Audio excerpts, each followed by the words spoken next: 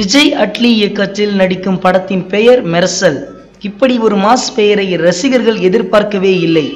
பெயர் வந்த சந்தோஷத்தில் ட்விட்டரில் ட்ரெண்ட் செய்தனர் ரசிகர்கள். தற்போது இந்த படத்திற்கான தெலுங்கு பெயர் ஜூன் 24 1 மணி அளவில் வெளியாகி இருப்பதாக படக்குழு அறிவித்திருந்தது.